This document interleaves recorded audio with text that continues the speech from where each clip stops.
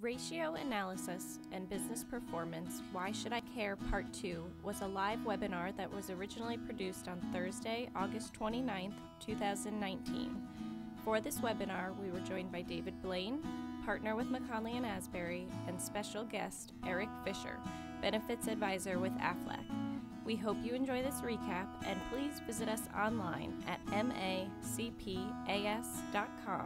for more information about our future webinars and other events. Melissa, thank you very much.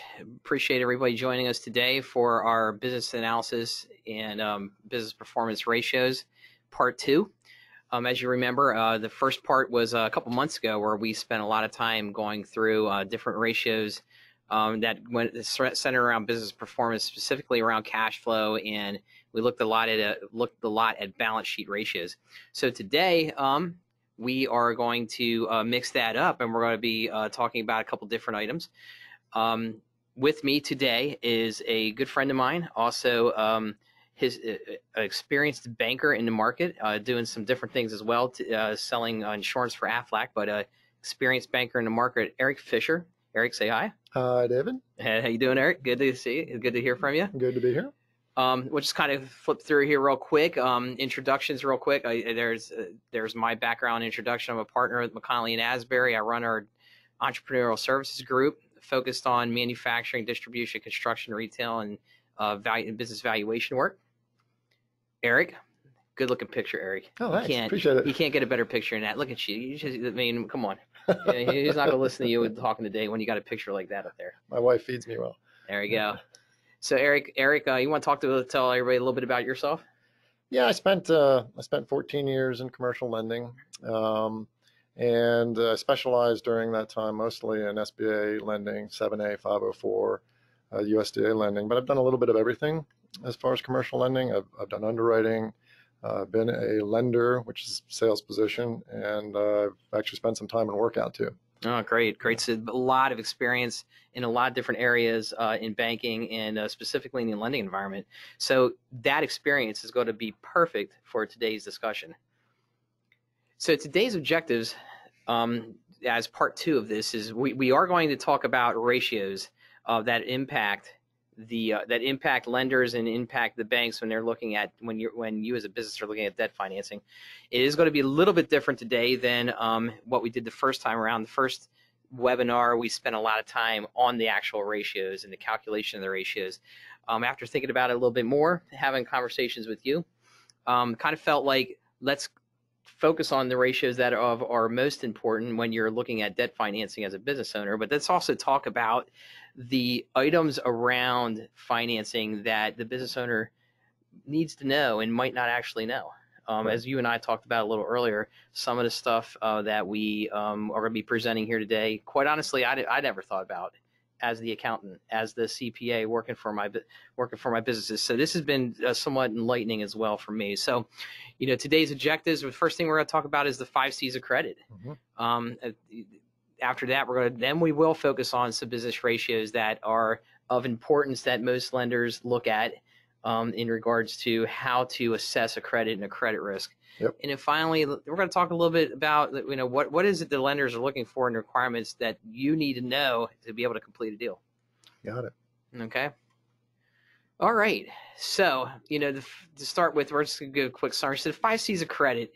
We're going to go into detail on all 5 of these, but when you look at these, really, if you think about it conceptually and you sit back, they do make sense. Most bankers are looking for character. What is the character of the person who is looking for the financing?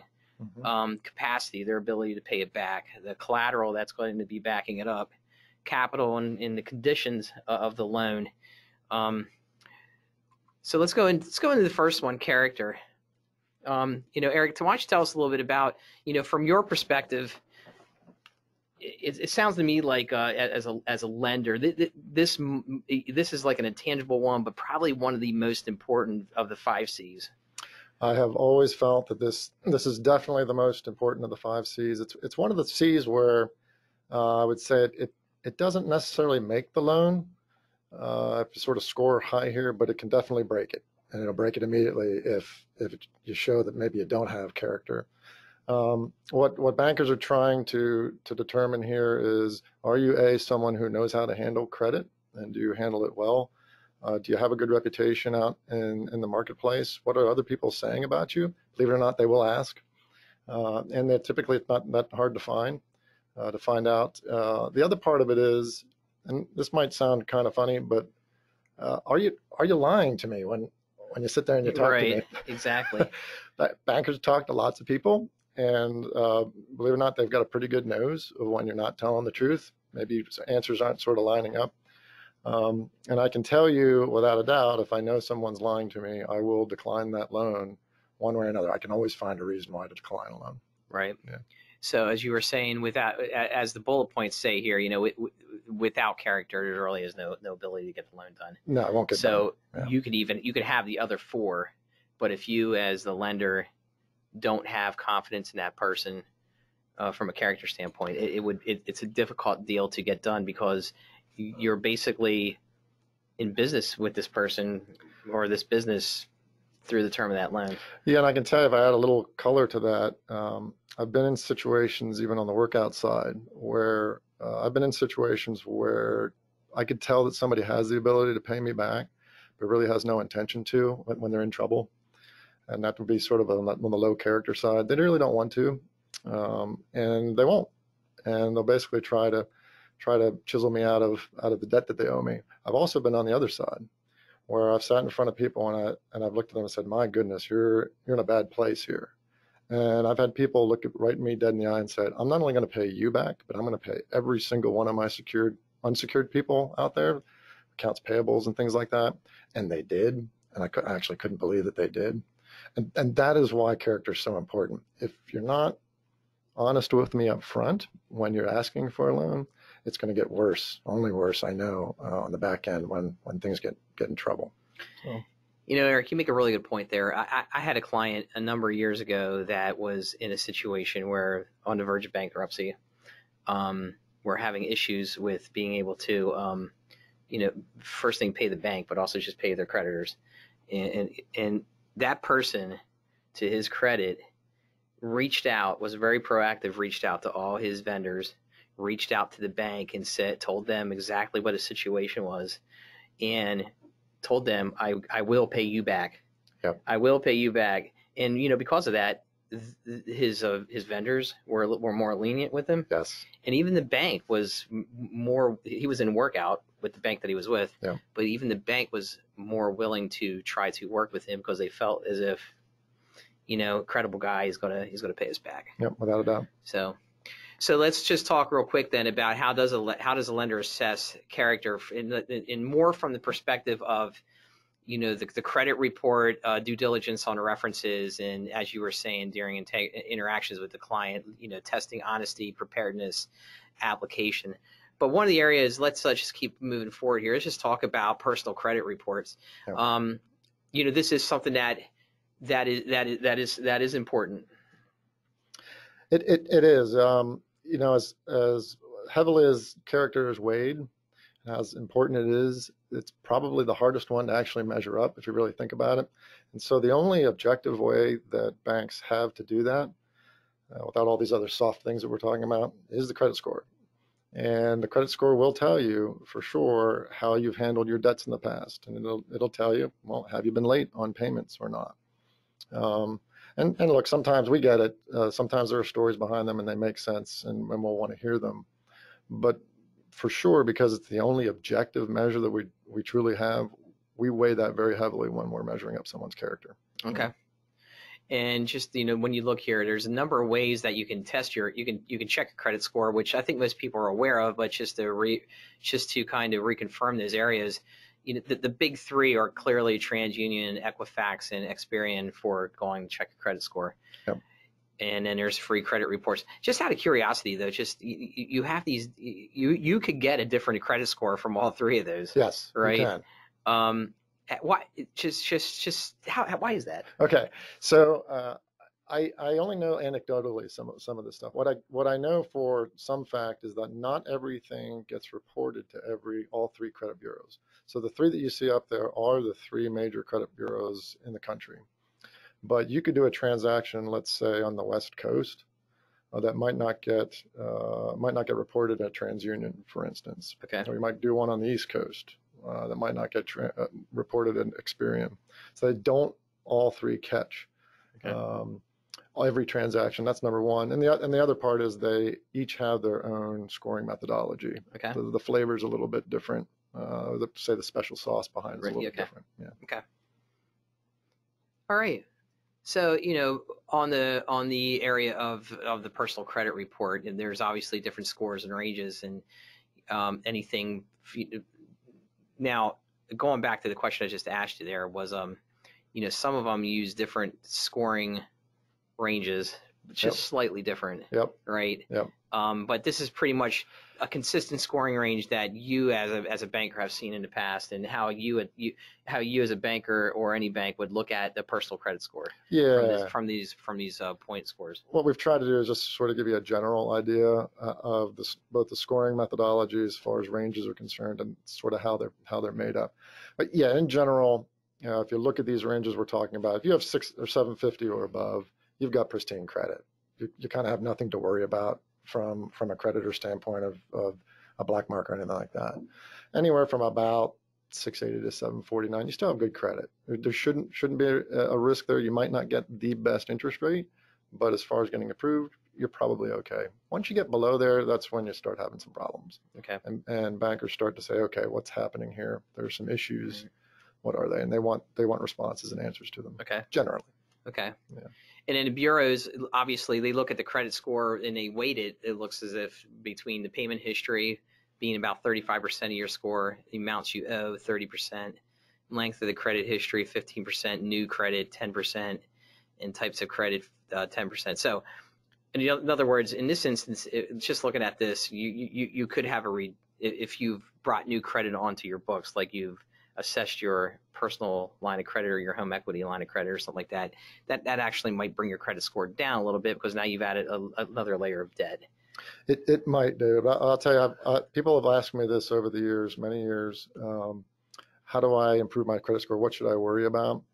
You can worry about those little details. I would always tell people ignore it.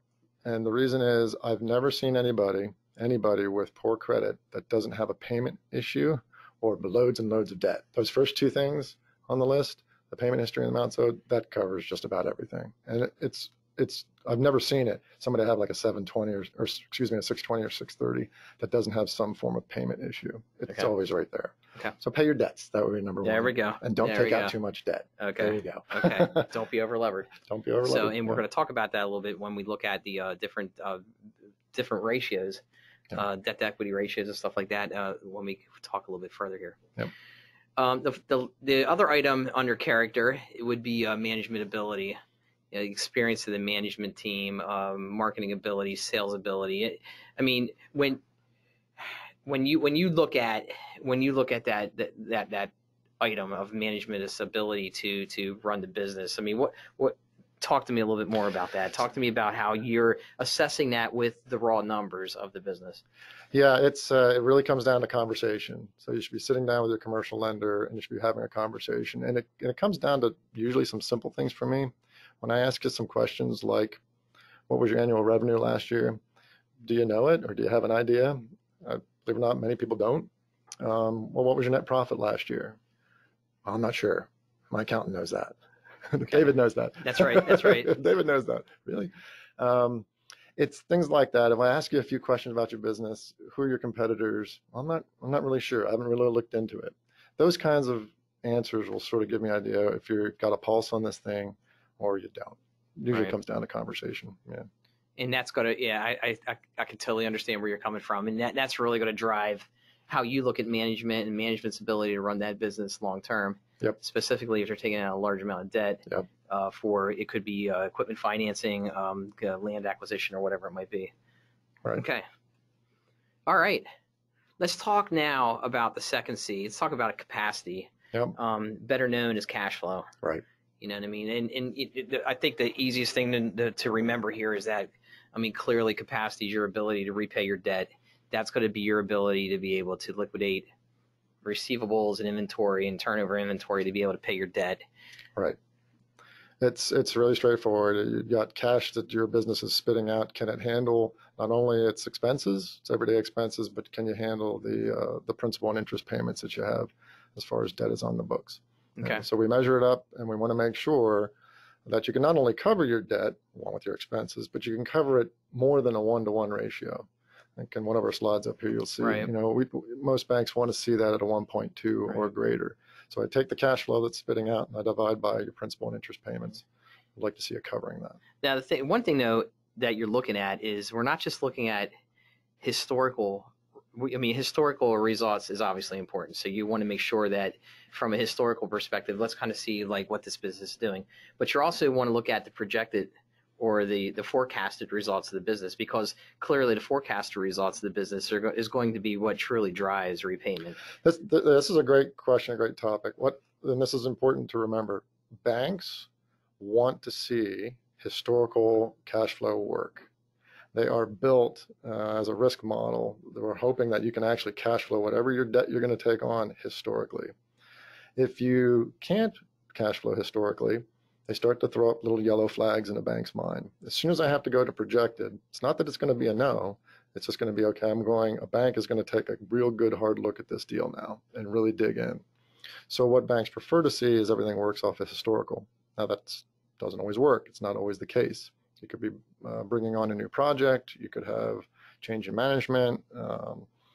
It could be a startup, right, where it's purely projected basis. What borrowers need to understand is that is yellow territory for. When I say yellow, it's sort of like, okay, let's watch out a little bit here as a banker and make sure we're structuring this deal properly. And is this one we even want to do? Right. Yeah. Okay. Good. So this next slide here is just kind of the cash to cash cycle, looking at the items like receive materials, AP, making the product, sell your product AR, AP or is due, collect your AR, distribute or invest. Clearly, this cycle here is very important. Otherwise, we wouldn't have put this slide in here for the banks to take a look at in regards to how that cash to cash cycle works. Yeah, this is critical. Every banker you talk to should be asking you about these things, so you should be prepared to answer them for them. So if you can answer all these questions, your banker is going to understand how your business really, really works and the cash flow mechanically. It's also going to give them an idea what kind of line of credit you might need. In particular, this slide is really good for that, because it's going to give you an idea how long is that cash cycle in your business. Okay. And when you compare that to either your cost of goods sold or your revenue, you can start to get an idea how big of a line of credit you may or may not need. Okay. Yeah. Makes total sense. And again, what's important here is that you as the business owner should have a really good handle on how this cash to cash cycle works. You should really have a very good handle on what your cost incurred for product is going to be, what your AP is going to be, what your cash flows and how your receivables are going to be collected. That's really going to be able to drive the credibility of management back to character, your business understanding.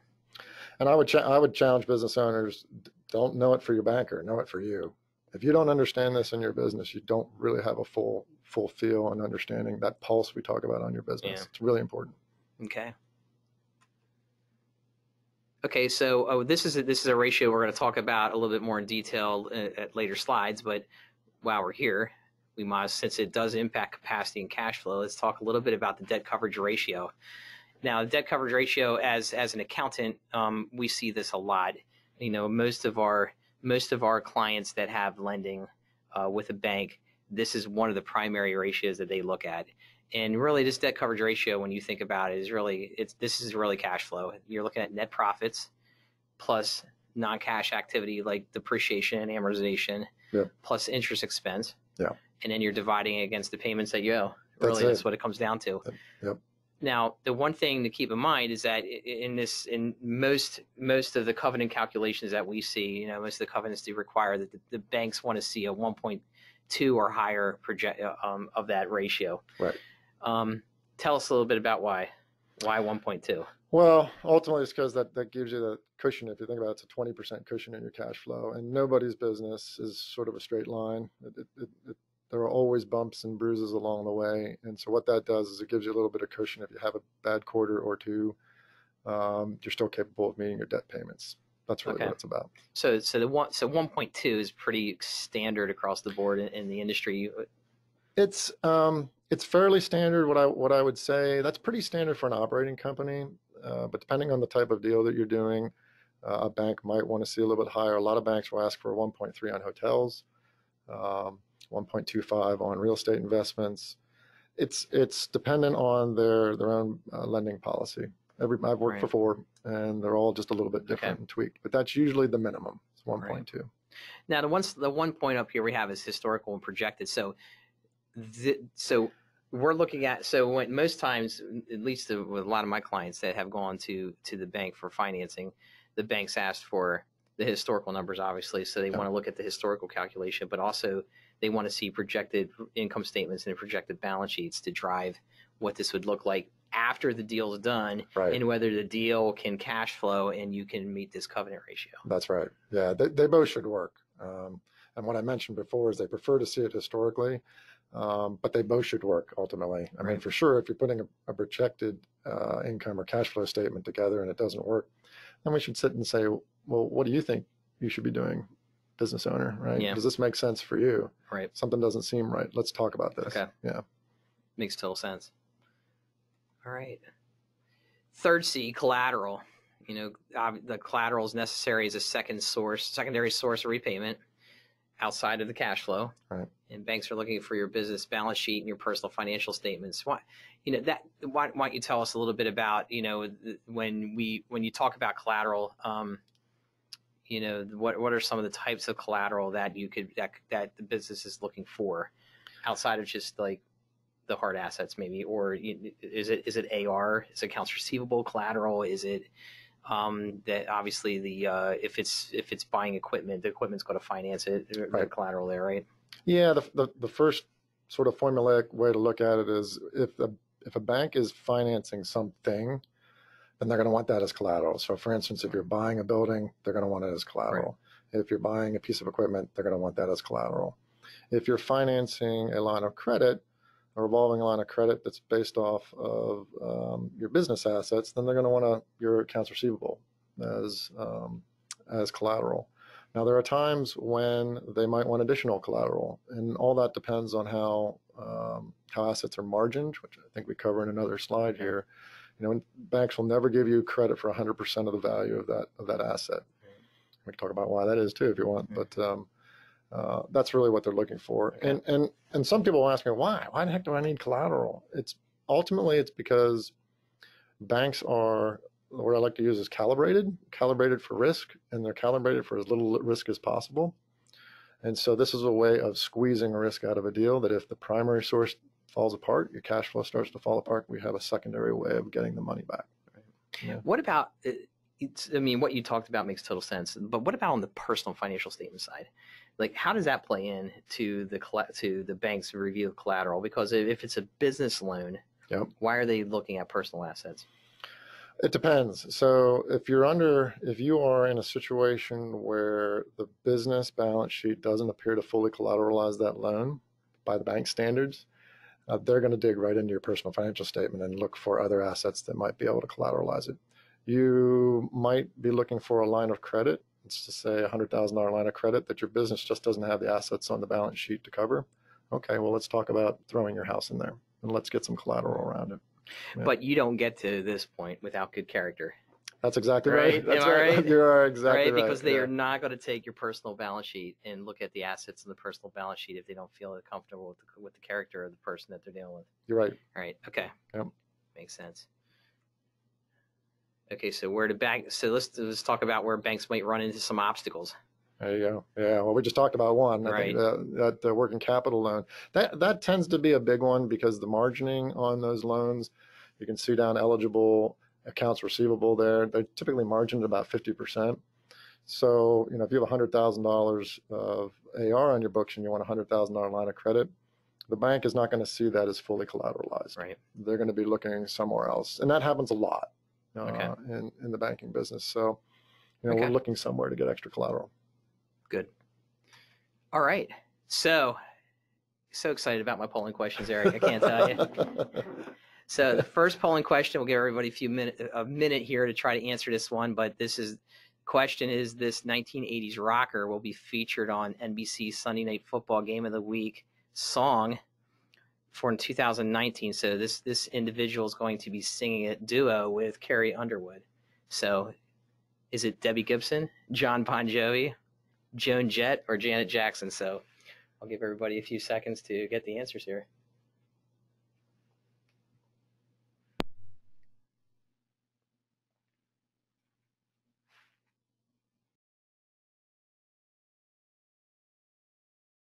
"20 seconds left."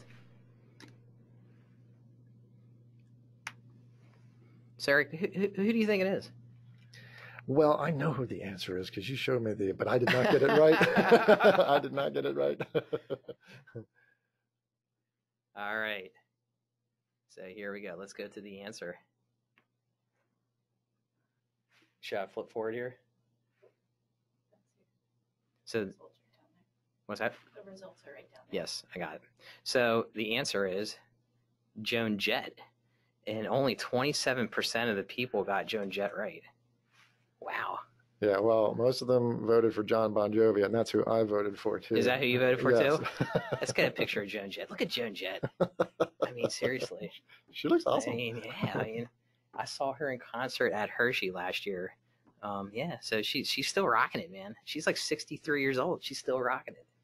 So, all right, let's keep moving on. All right. So, so the fourth C is capital, the amount of cash into the project. What, clearly having capital, is the amount of cash in the project. But the one bullet point on here says skin in the game. Tell me a little bit about that. Tell me what, how, when the bank's looking at the capital and the capital need, but I could give you all kinds of stories around this. I've had lots of conversations with borrowers, some who got mad at me, quite honestly. But it's really about, let's just say it this way. If you're not putting any money into this project, you want to go out and buy a building, and you want me to finance all of it, I look around and turn around and say, well, what skin do you really have in this game? At the end of the day, when things get rough, what's going to keep you in the ball game to try to keep this project working? Not that much, really. But when you're putting money into a project, that's different. That's your cash you've got into it. You maybe have to convince your spouse or somebody else to put that money into it too.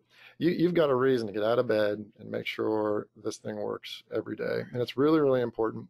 And I've had to change people's expectations in my career, where maybe they were getting 100% financing through us at one time, and we'd put on the brakes and say, no, I need you to put some cash into it. Right. And it takes a while sometimes for people's heads to wrap around that, but it's all about having skin in the game. Okay. Continuing on here, net worth on a company's balance sheet, the book value of the company's equity. In working capital, you can get started and turn on the key, but do you have the capital to operate through the issues? Yeah, so this is sort of part of, okay, maybe you have 20% to put into the commercial property purchase, but do you have anything left? Exactly. I mean, is there anything else left? Exactly, to be able to run the business. Right. And that's really kind of key. Right. So, okay. Last one is conditions, industry and market conditions. Obviously, national, state, and local economics. They are clearly things that, depending on what industry you're in, is going to impact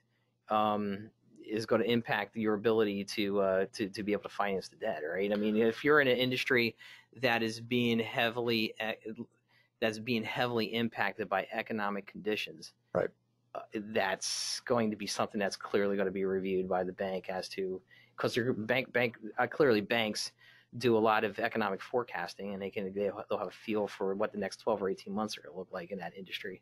There's a lot of forecasting done, but some of it you can call this condition one also common sense. So one of the examples I like to give is the retail sector now. It doesn't take a lot for you to look and say, is Amazon going to be a problem for you here in the next 5 years? Certainly think of the book industry. Right. 15 years ago when Amazon came along. Right. I don't know if I'd have been too enthused about giving a lot of loans out to booksellers at the time, because Amazon was eating everybody's lunch. So you can just kind of look around and say, what's going on in this industry? I can imagine a time when there were shoemakers out there for horses, right? And that was great business up until maybe Model T Ford came around, right? Right. Same kind of thing. You just kind of look around and say, what's going on? Is this going to affect your business on a macro level or even maybe a micro level? Okay. What about this question for you, Eric? Tariffs. Let's talk about this tariff war between the United States and China specifically. A lot of the goods that we import from China are electronic type of goods, correct? Mm-hmm. Yeah. To talk to me a little bit about, if how are things like international relations or tariffs of this nature? How is that kind of viewed by the banks, if at all? Like, is that? Well, I think it would probably depend on the bank a lot. For community bankers, probably not much. Okay. I mean, most community bank loans are dealing with local people. I wouldn't worry about it too much for sort of the mom and pops I was dealing with. But if I was dealing with a big manufacturer who had supply chains over in China, I'd be worried, and I'd be having that conversation with that particular, with that particular business owner. Right. And then obviously there's company specific conditions. What's the deal driver? Why are you doing this deal? Obviously, understanding what those conditions are, internally for yourself, is kind of critical. So. For sure, and I'll tell you a little side story to that. This might sound kooky, but I'll never forget asking a particular business owner. He was starting up a business, and he had been in insurance for 20 years, and he wanted to start up a restaurant. And I said to him, "Why are you doing this? What's going on? What's driving you to do this?" And he said to me, "I'm just tired of listening to the man." I said, okay, and then I declined that loan later on. But that's right. But it's just they don't go that way, obviously. But you want to know what's going on in your borrower's mind, because the other part of that is sometimes you have to be creative to make a deal work. And if I don't understand what you're truly trying to get out of this deal, I might not be able to find a solution for you that works. Might not be exactly what you're asking for, right? But I should be able to tailor this around and still get what you need. I can't do that unless I know exactly why you're doing what you're doing and what your deal driver is. Okay. All right. Outside of the 5 C's, we also got personal guarantees that you see. A personal guarantee shows the owner's willingness to back the loan, obviously, and corporate guarantees may also be needed depending upon its structure. I do see from some of my clients where they do have to personally guarantee the loan on top of all the other 5 C's conditions with banks. It seems to me like personal guarantees are pretty common. I don't know the exact number, but 9 out of 10, 95 out of 100 deals get done with a personal guarantee. It's very difficult to get them done without it. Right. It can happen, but it's not like it doesn't happen. But mostly that's something a bank wants. And I've had lots of people ask me about that. Well, why is that? The simplest answer for me on that is because I don't want to pay attention to every day of how much money you're giving yourself, you're distributing to yourself, whether it's monthly, quarterly, or at the end of the year. I don't want to pay attention to that. Right. So basically what I'm doing is I'm capturing all the cash flow of the business so I don't have to worry about what you're doing with it. Absolutely. Yeah. Okay. All right. So let's talk a little bit now, kind of going into the second portion of this webinar. Let's talk a little bit about some of the key ratios. So, there's a number of ratios, obviously, that banks could look at, but I think the 5 key ratios are really right here: working capital, or your current ratio, debt to tangible net worth, debt service coverage ratio, personal tangible net worth, and then what is your personal debt to income. Let's kind of go into working capital. So, we talked about this ratio in the first webinar that I did. Working capital being, really what working capital is your current assets less your current liabilities. What is your ability to pay debt in the short term with liquid assets is really what it comes down to. That's it. Yeah. So, in most banks are looking for a 2-to-1 ratio here, but you can go as low as 1.2 to 1. Yeah, it's pretty regular. What we've seen as banks is this is the quickest way to go out of business, right? When your liquidity runs dry. So It's really important to stay above water there. I've seen deals get done down to 1-to-1 if you're a service-based business. Okay. An attorney's office, you don't need a ton of liquidity around. Right. We get that, but a manufacturer, you probably want to be in the 2-to-1 range. Right. And again, we talked about this in our first webinar. This is of all the ratios. Clearly this is the one you really want to spend some time focusing on, because this is what This is liquid cash. I mean, this is where your real liquidity is coming from. It's going to drive a liquidity, cash flow, capacity to be able to pay your debt. Yeah, if I'm a business owner, I'm looking at this all the time. Yeah. Obviously, on this one, liquidity of a business is its capability to meet current debt obligations. Reasonably sound liquidity position enables an organization to obtain the financing, take advantage of investment opportunities. I don't think there's anything here that's that we don't know. So. Yep. All right, and then the other thing here is working capital measure reviewed by lenders. Now, like I said, there's other things outside of just the strict working capital calculation of current assets versus current liabilities, and I think that there's some other areas that the lenders are going to look at, such as average working capital. Looking at as you were saying earlier, you like to look at historical projected. Right. Historical, we're not just going to take a point in time. We're going to want to look at what has it been over the last 12 months? What's that average working capital been over the last 12 months? Because you might have a cyclical business. We want to see what it looks like. That's right. Yeah. Right. Yeah, that's right. And that's something that banks will want to cover as well. What's the seasonal cycle for your business? And sometimes they're longer than that. Right. Sometimes you have 2 or 3 year cycles in your business. It's very natural, especially if you're dealing with the government. But that's why you look at average working capital. That's right. And again, that's no more than just taking whatever your beginning and ending working capital accounts are divided by 2.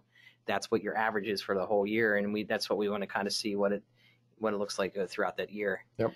Your working capital ratio, your sales divided by average working capital. Again, let's just see what the sales volume is. Divide that by working capital. It kind of gives us a little bit better feel for cash flow and what that cash flow capacity is going to be into the future as well. Yep, no doubt. And then the last one being working capital to funded debt. Looking at your average working capital and dividing it by your average value of funded debt or long-term debt in that manner. Again, that's going to be able to tell you not just what you can pay at a current perspective, but what your capability and capacity is to handle paying your long-term debt past 12 months. Right. Yeah. Okay. Anything else? Is there anything else under from a working capital perspective that you as a banker would look at, or? No. Yeah. This basically covers it. Yeah. Basically covers. Okay. Yeah. Let's talk about debt to total net worth. I mean, again, I think this is pretty common, right? Mm-hmm. And it's real simple. What is my total amount of debt? What is the total net worth on the balance sheet? Because ultimately, that's going to tell you that as of a point in time, as of today, whether I'm going to be able to pay that debt back, whether I have the assets, the net assets available to pay it back. It gives a real good idea of what the total funding of your company is. Is it mostly funded by a bank, or is it more funded by you? I had a seasoned lender once tell me, I was early in my lending career. He said to me, "Eric, never forget, if your debt to total net worth is less than 1, you're in good shape as a business owner. If it's between 1 and 2, you're sort of teeter-tottering a little bit. If it's above 2, the bank owns you." That's a good way to look at it, I guess, right? Bank basically owns you, and they're going to start. They don't tell you what to Right. do, but they're going to put some pressure on you when things get tight. But again, this is a ratio that you're in your best position when it's less than 1 to For 1. sure. Yeah. Anything greater than 1 does possess a little bit of a problem when it comes to financing. I don't want to say it's a problem, but when you're negotiating with banks, it sort of becomes an even playing field, if you will. Okay. Once it gets really high, you're not going to be able to dictate any terms to anybody. Right. Yeah. Okay. All right. Debt service coverage ratio. Now, we've already covered this one, but I think it's well worth the revisit very quickly that when it comes, the debt service coverage ratio is one that's very, very common. I see it commonly with a lot of my clients when we're looking at their loan agreements, something that every bank seems to be looking at. Again, just to reiterate that the ratio of 1.2 or higher is what the banks are looking for, because that 20% is what they consider to be the cushion for cash flow purposes and capacity to be able to pay the debt back.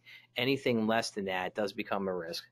Yeah, and I used to tell my clients, because someone would push back on that, why has it got to be that? And I would always tell them, look, I want you to be successful. This isn't just about you paying, I want you to be successful.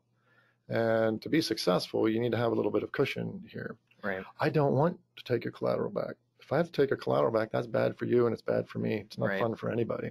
This ratio is really, really important, because Right. if you're operating with good cash flow, you're probably going to be successful and everybody wins. Yeah. Okay, good. Next one is personal tangible net worth.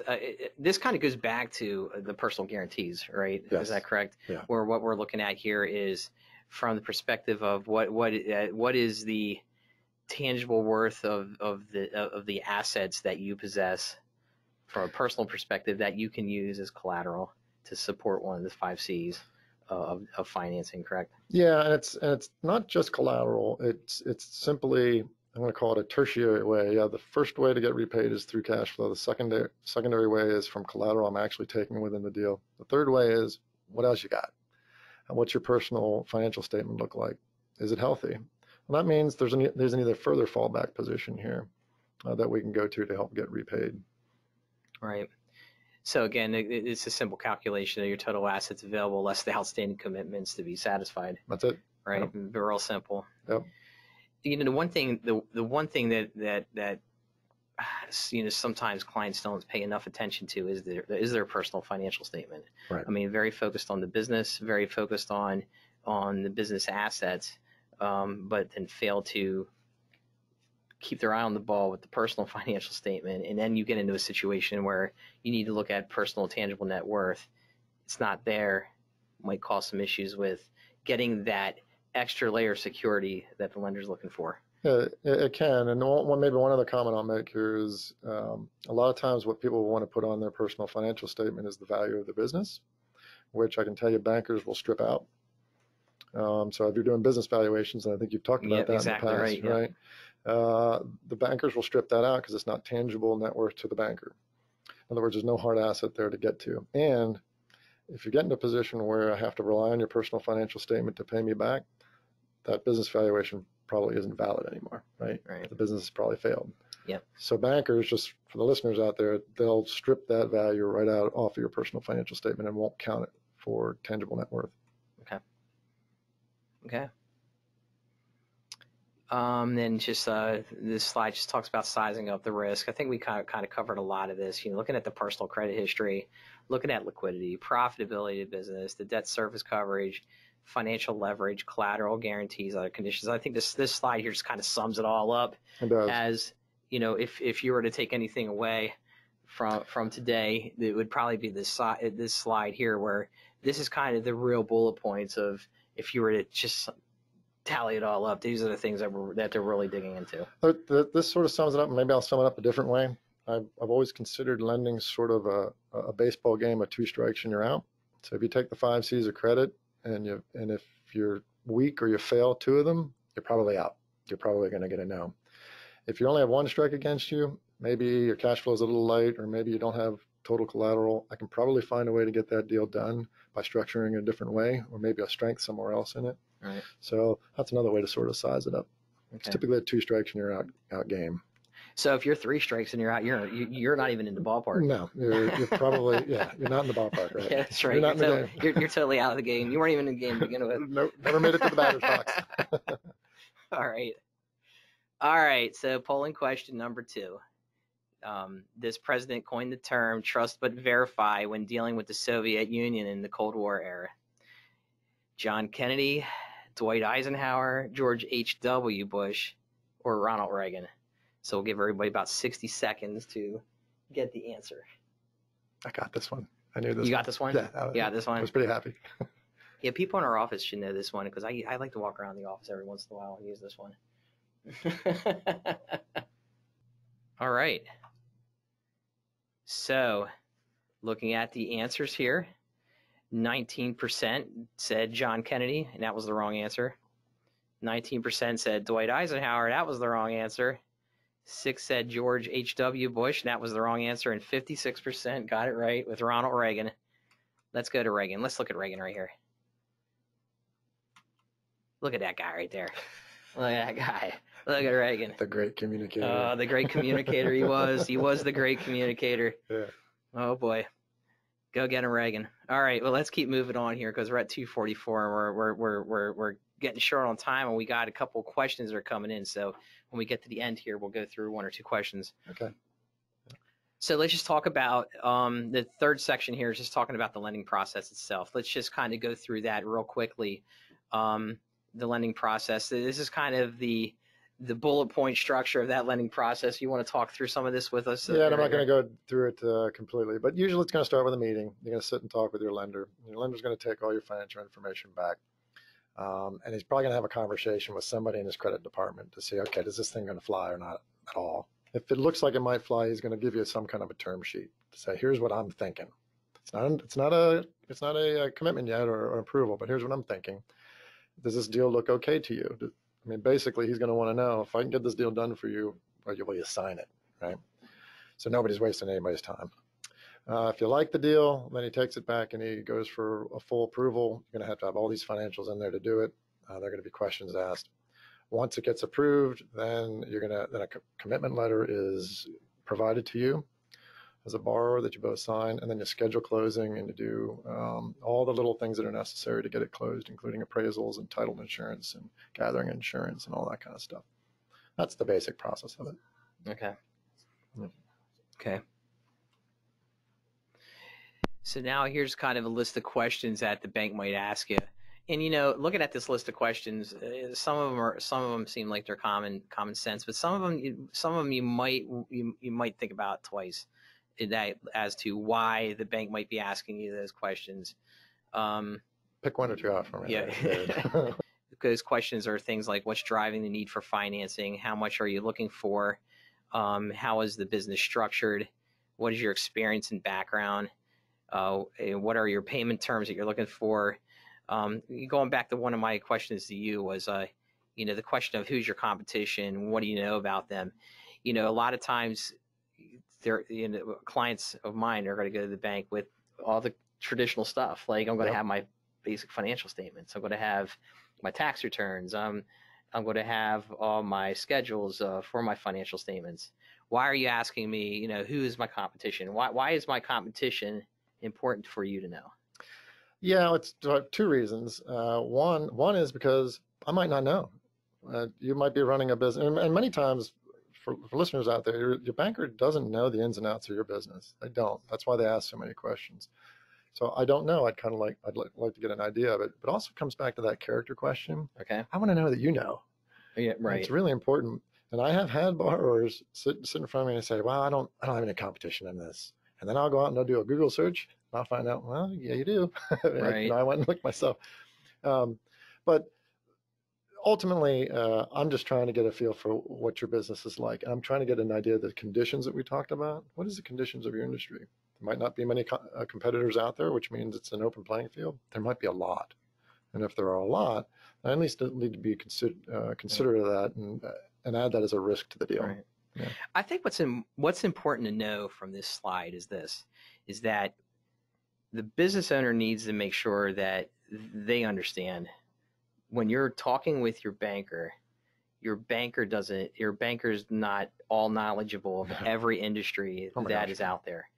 And that, yes, some bankers are specialized in certain industries and understand them, but a number of bankers aren't. So you as the borrower need to take it upon yourself to educate in the best manner you can possibly educate your banker in regards to the internal workings of your business, but also how is the economics of your business work? Who are your competition in your business, and how does your business cycles work? For sure, you couldn't have said it any better than that, because the lenders that you're talking to get paid to make loans. They want to make loans, and what they have to do is they have to turn around and hear your story, but they have to turn around and then present your story into credit people who are ultimately making these decisions. The more they know, the more you can tell them, the better you can arm them for that conversation. Right. Because they're going to get asked these questions. Exactly. That's the way it works.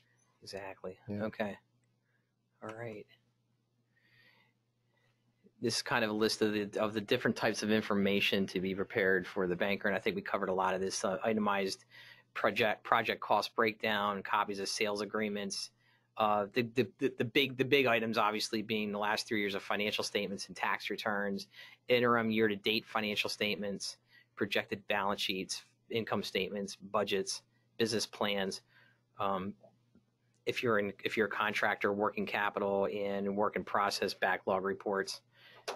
There's that current personal financial statement of the owners again, and also the personal tax returns of the owners are also reviewed as well. Absolutely. So these are all items that need to be gathered and pulled together. So just, when I look at things like interim financial statements, a lot of my clients, will hire us or retain us to just help them.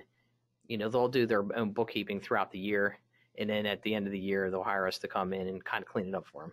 Right. Really, at the end of the day, if it's an interim financial statement, you're going to want the accountant to have those interim financial statements cleaned up as if Yes. you're closing the books every month consistently.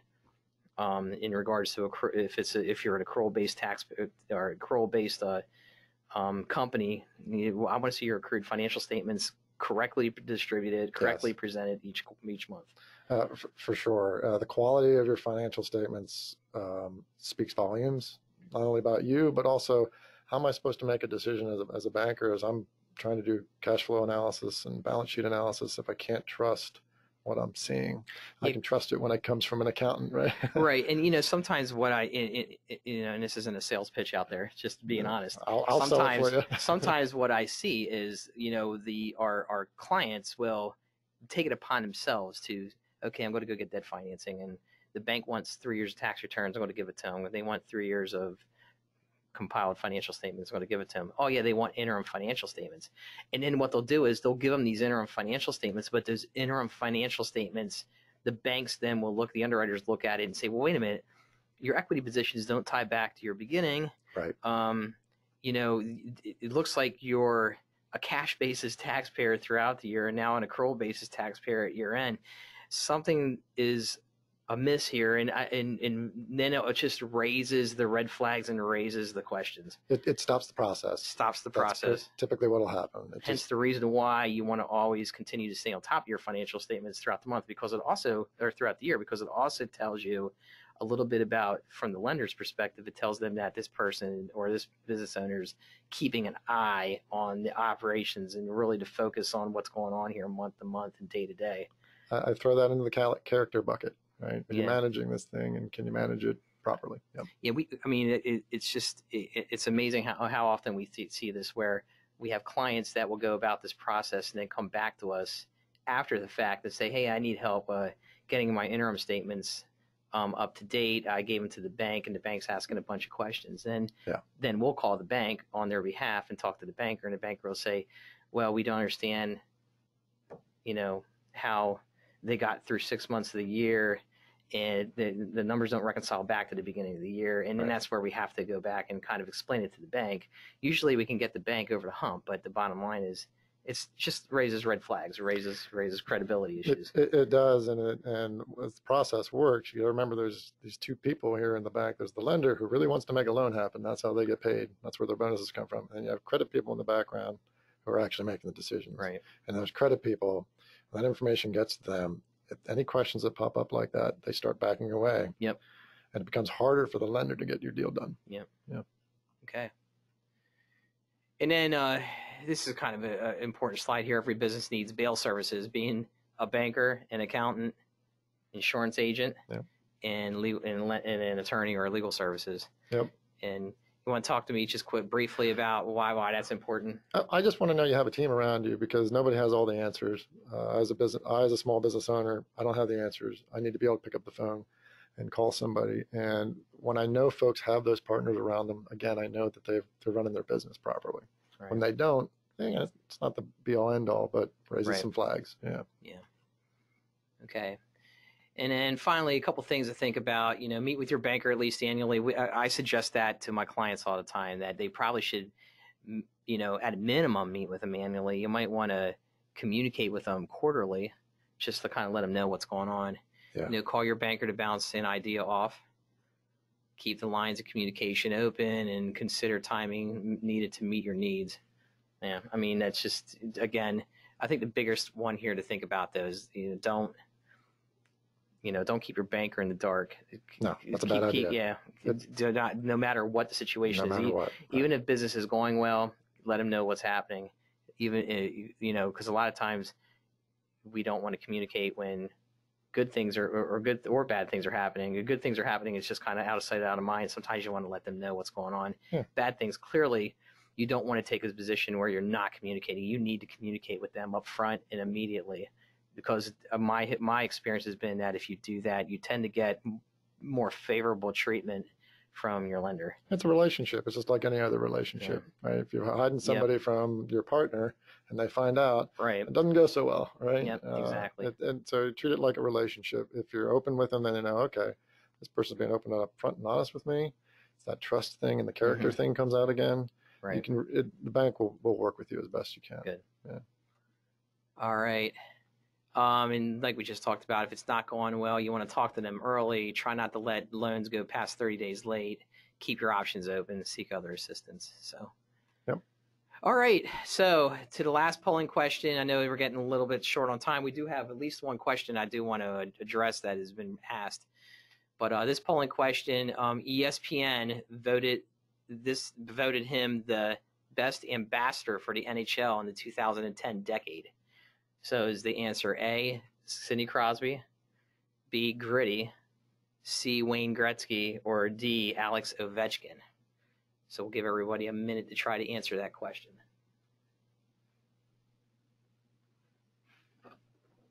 I was so confident in this one and I got it wrong.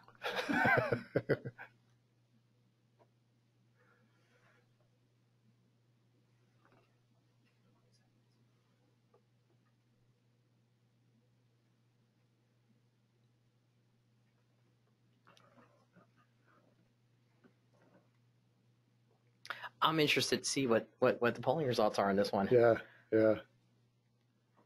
All right, let's look at the polling results. So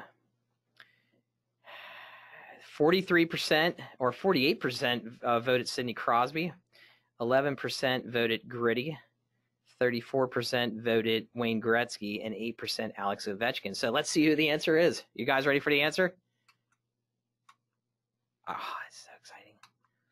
It's actually Gritty. It is Gritty, and I'm telling you, I looked this one up. It was on ESPN, ESPN.com, and it talked about the 2010 decade, and it said about, even though Gritty came out in 2018, he is the things that he's done from a social media perspective and for hockey as a whole, they voted him the best ambassador to hockey in the 2010 decade. Old Gritty. This one's for you, Matt Burns. All right, so we're running out of time here. I do got one or two questions here.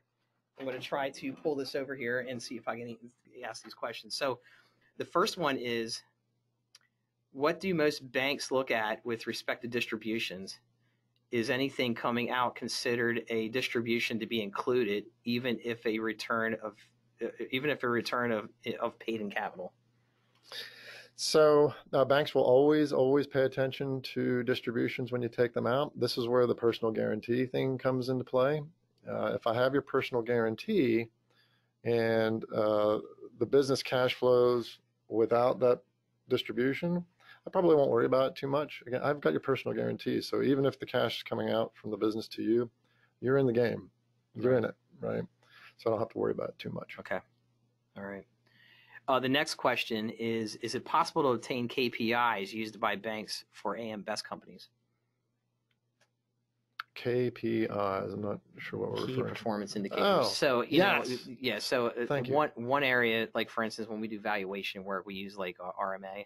Yes. Or we might use like a value source type of a program to look at like data industry. This is a great question. Thank you for asking that. Your banks should and probably are using RMA data to compare how your business is doing versus the rest of the industry. Ask for that data. There's absolutely no reason why your bank can't give it to you. Okay. And that gives you feedback on how you're doing as well. Right. So yeah, it's typically RMA data, which is the Risk Management Association. Okay. Yeah. All right.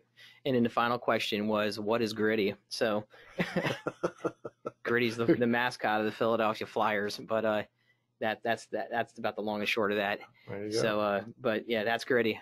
Gritty's a little creepy, but you gotta like him though. I love him. I do too. I think he's great. I'm a Flyers fan, but I love him. Yeah. So me too. All right. That's it for today. I hope that this was educational and a valuable time. And I want to thank Eric. Eric, I want to thank you for spending your time here today.